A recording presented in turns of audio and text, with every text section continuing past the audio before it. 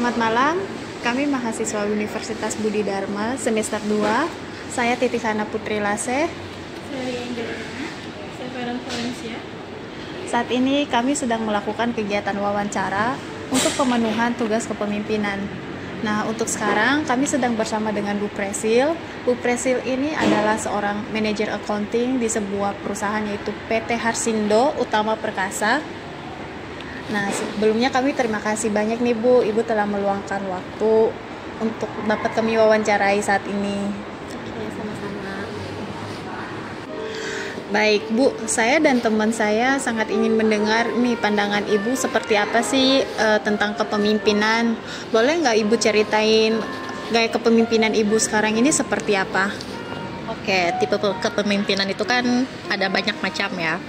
Ada yang otoriter, ada yang demokratis, ada dan lain sebagainya. Nah, kalau menurut saya, menurut pandangan saya sendiri juga, saya cukup ada di kategori yang demokratis. Kenapa? Karena saya nggak terlalu suka yang namanya nyuruh-nyuruh, tapi tanpa saya tahu orang itu sebenarnya bisa apa enggak gitu. Dan saya juga lebih suka membaur sama teman-teman. Saya nggak pernah nyebut saya atasan dan bawahan. Saya selalu bilang teman-teman. Nah, karena kan kita satu tim ya kerja. Jadi ya saya pikir dengan gaya kepemimpinan yang demokratis itu bisa lebih mencapai tujuan itu lebih enak menurut saya. Oke, jadi itu ya menurut Bu Presil mengenai gaya kepemimpinan Ibu. Nah, tapi Bu, Ibu kan dalam berkomunikasi dengan tim Ibu, bagaimana Ibu memastikan bahwa pesan Ibu itu dapat tersampaikan oleh tim Ibu dengan baik? Ya, yang pertama saya pasti panggil dulu orang itu. Misalkan saya ada tujuannya terhadap divisi A. Saya mau divisi A itu menjalankan kerjaan A gitu juga ya. Nah, saya pasti panggil dulu orangnya, saya tanya, saya jelaskan saya maunya ini. Kira-kira kamu bisa apa enggak? Nah, setelah saya tanya dia bisa, dia jawab bisa, saya tanya lagi, kamu butuh apa? Oh, saya butuh bagian lain mendukung. Oh, bagian apa? Gitu. Jadi saya pasti panggil bagian lain juga. Jadi saling konfirmasi. Membantu. Ya, gitu. Oke. Nah, terus semisal nih Bu, di antara tim Ibu ini ada masalah atau ada konflik ya sesama tim. Nah, cara Ibu untuk menghadapi tantangan tersebut gimana ya Bu? Caranya ya, saya harus tahu dulu akar permasalahannya apa. Kalau misalkan hanya yang dipermasalahkan adalah si subjeknya, maksud subjeknya itu kan antara misalkan Hana berhubungan dengan divisi lain dengan kamu, ya kalian ada Slack pribadi. Nah, berarti saya harus ngeberesin konflik pribadi kalian dulu nih, baru saya bisa masuk ke Hana untuk pekerjaannya apa. Kalau misalkan kalian aja udah berkonflik, gimana kalian saling kerjasama? Iya betul. Ya, berarti saya harus tahu posisi Hana bagaimana, posisi kamu bagaimana. Bisa nggak nih dua orang ini saya jadikan satu untuk kerjasama? Gitu. Oke. Untuk pertanyaan selanjutnya dilanjutkan oleh teman saya Feren ya Bu. Oke, selanjutnya saya juga ingin tahu nih Bu, gimana sih cara Ibu memastikan bahwa tim Ibu tetap termotivasi dan fokus pada tujuan perusahaan? Termotivasi dan fokus pada tujuan perusahaan. Nah, biasanya kalau karyawan itu termotivasi, ketika kita ada suruh mereka menjalankan tugas, mereka selalu ada feedback baliknya, pertanyaan. Ya, nggak mungkin tuh kalau misalkan ada loh kayak gini. Contoh ya, seorang atasan nyuruh ke timnya yang lain, tapi si timnya itu hanya mendengar dan melaksanakannya aja, Iya tanpa ada ini kenapa begini ya Bu, Iya. atau enggak kasih ide, oh harusnya begini loh Bu, kalau nanti begini gimana ya Bu. Nah itu jadi seorang atasan tuh tahu, oh dia termotivasi nih, oh dia punya ide-ide nih kayak gitu. Nah terus gimana supaya saya tahu mereka fokus juga ya, mereka selalu kasih apa ya, ibaratnya itu apa sih, kalau misalkan mereka lagi ngerjain tugas yang lagi dikasih belum selesai, tapi mereka kasih tahu kita, Bu saya udah nyampe sini loh tapi belum sampai ke tahap ini. Itu kayak bahasanya infoin ke, kasih info. ya, berarti kalau kayak gitu kan saya tahu, oh dia lagi fokus nih ngerjain gitu. Iya, ngerti. Paham kan? Oke. Lalu menurut Ibu, apa tantangan terbesar dalam kepemimpinan di era ini dan gimana cara Ibu menghadapinya? Tantangan kepemimpinan di era ini, apa ya? Tantangan ibu sebagai seorang manajer aja. Iya, tantangannya banyak. Ya, apalagi sekarang satu, perbedaan umur. Ya, Iya. perbedaan umur itu yang paling menentukan cara si bawahan dan atasan itu nyingkapin masalah. Ya, atasan maunya A, tapi bawahannya kalau misalkan, ya kalian tahulah sekarang generasi Z. Ya, itu yang menurut saya agak sulit. Agak sulitnya itu mereka itu agak perasa. Kebaperan gitu ya Bu? Iya, jadi ketika saya bertemu sama bawahan yang generasi Z ini, ya kadang harus main apa ya? Saya harus memposisikan, kalau saya jadi dia, kalau atasan saya nanya ini, perasaan saya gimana ya? Iya. Terus kalau saya ditanya begini, nanti kira-kira saya jawabnya apa ya? Kalau saya jawab begini, nanti atasan saya mikirnya apa ya? Iya. Ya, jadi saya agak cari tahu nih, kalian itu pikirannya seperti apa, ya? Sikapnya juga. Iya, sikapnya juga. Jadi ya dibilang sulit untuk saat-saat ini sih lebih sulit dibandingkan mungkin 2-3 tahun yang lalu gitu ya. Tantangan terberatnya sih itu sih ya. Gimana cara Ibu membangun hubungan yang kuat dengan karyawan Ibu? Oke, kalau itu sih saya sering lakukan ya. Entah itu saya dianggap agak so asik atau gimana, cuman sih saya tetap melakukan itu supaya saya dapat diterima juga sama mereka. Iya. Jadi saya tuh nggak mau yang namanya dinilai, oh itu kan atasan, kita bawahan gitu Iya. ya. Karena kalau ada batas gitu, ada defense sendiri kayak gitu, itu untuk kerja jatuhnya agak kurang nyaman kalau menurut saya. Karena saya juga pernah di posisi seperti kalian. Iya. Gitu ya. Saya sama atasan, saya memikirnya kalau ada bapak ini datang kayaknya takut gitu. Iya. Kalau apalagi kalau kita mau minta tanda tangan harus lihat dulu suasana hatinya, lihat dulu mukanya lagi kenapa gitu. Itu saya nggak mau kayak begitu sebenarnya ya, Hana ya. Saya nggak mau gitu. Jadi ya caranya sih kadang kita kalau istirahat ya kita kumpul makan bareng sesekali lah ya. Terus kalau lagi kita meeting mingguan setiap hari Senin, itu palingnya ada icebreaker yang buat cairin suasana lah kita gimana gitu kan. Terus kalau mau pulang kerja kadang kita ada waktu lebih ya, agak siang, kita pergi bareng gitu ya. Jadi sebenarnya hal itu kan bisa bikin apa ya, kita sebagai bawahan dan atasan juga nggak ada gitu, asal dalam koridor yang sopan gitu. Kita di luar kerjaan, kita sebagai teman, kita di kantor, di perusahaan itu kita ada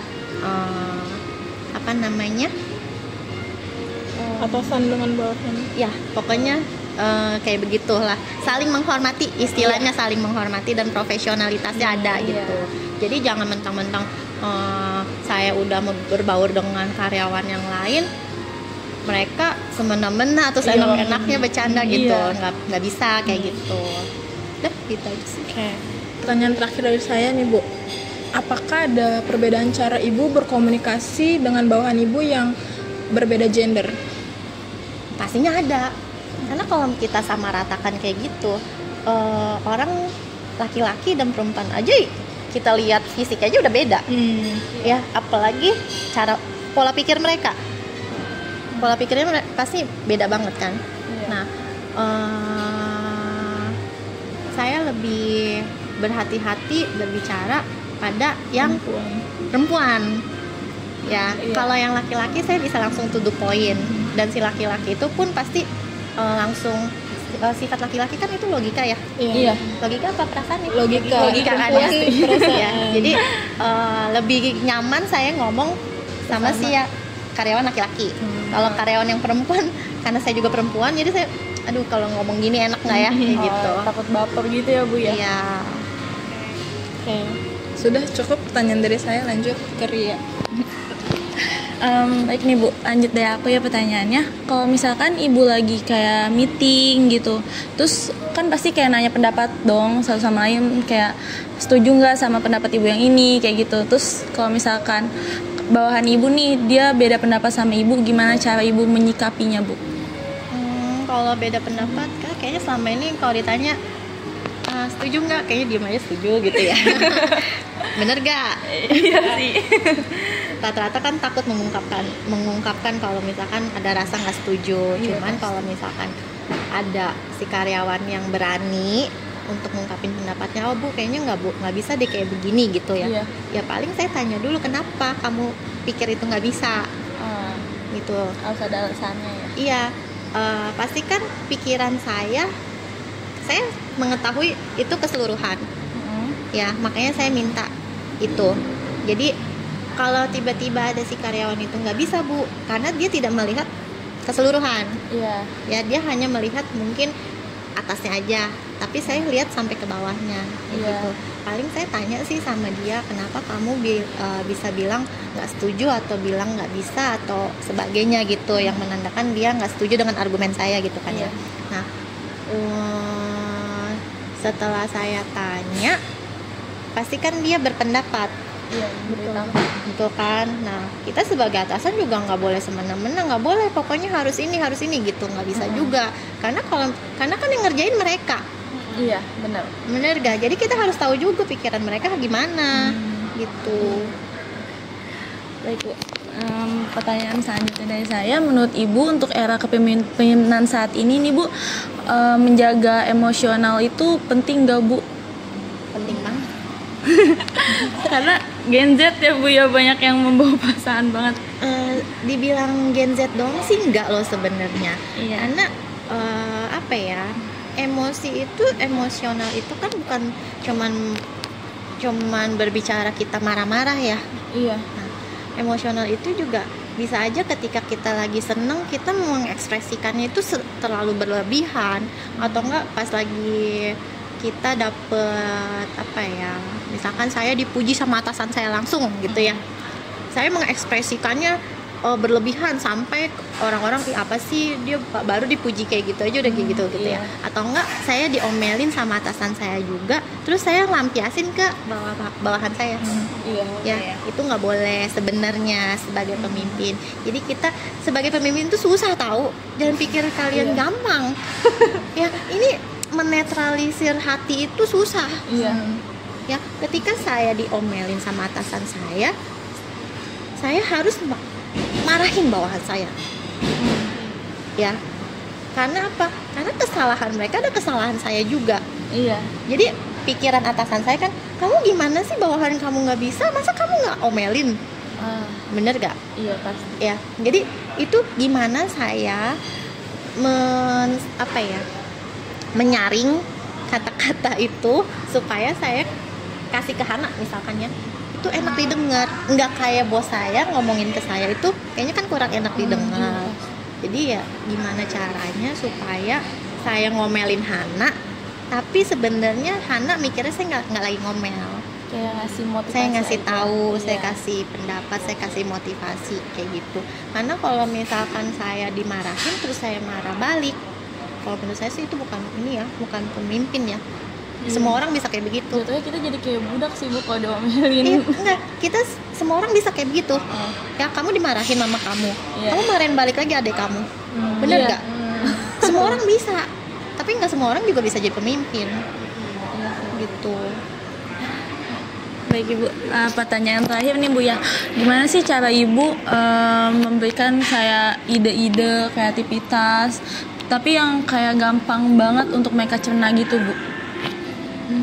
Yang gampang dicerna, paling saya kasih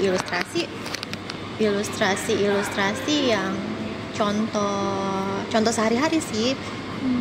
Ya, coba kalian bisa nggak kasih contoh itu apa? Apa ya, cara cepat membuat laporan biar mereka tuh punya ide baru gitu. Iya. Biar mereka bisa berpikir, punya wawasan luas. Ya, gimana ya? Kreativitas, mendorong kreativitas ya. Iya, Bu. Kreativitas. Paling kayak misalkan kita kan seorang accounting kan pasti berurusan sama angka. Ya. Nah, ada satu waktu di tim saya itu dia mau bikin laporan itu lama. Ya, cara Bu ini saya minta ini udah belum ya? Oh belum loh Bu, emang susahnya di mana ya? Gitu kan, kok bisa lama? Iya Bu, soalnya ini harus diedit dulu. Emang gimana kamu cara ngeditnya? Gitu kan. Pas saya lihat, oh lama loh kayak begini. Oh harusnya gimana Bu? Harusnya kayak begini. Jadi saya kasih tahu yang saya tahu ya.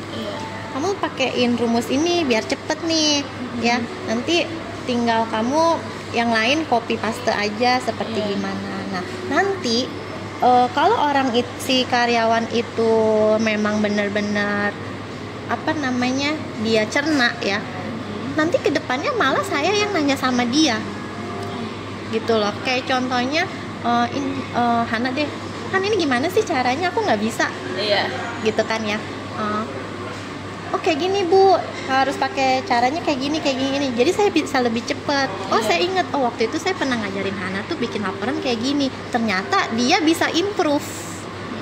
Ya, jadi ya sebenarnya kalau dibilang untuk mendorong kreativitas, ya kan, mendorong kreativitas si karyawan itu dari si pemimpinnya itu harus ngasih apa ya?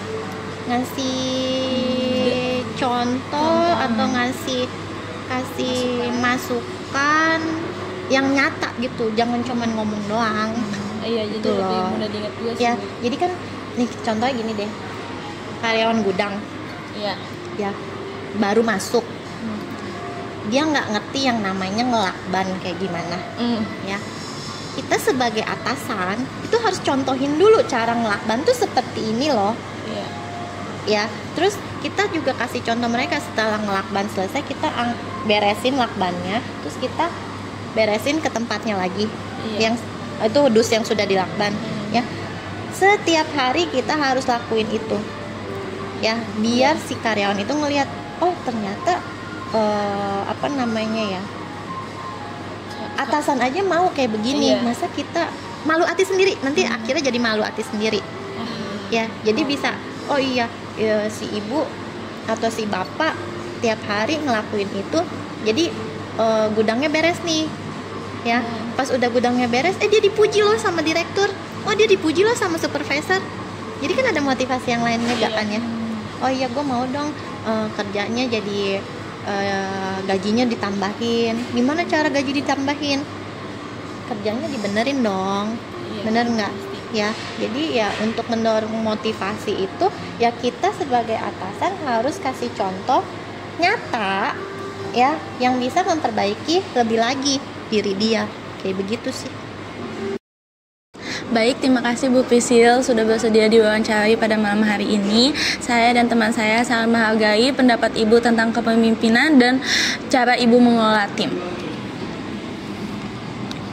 Baik, sekian wawancara dari kelompok kami. Terima kasih.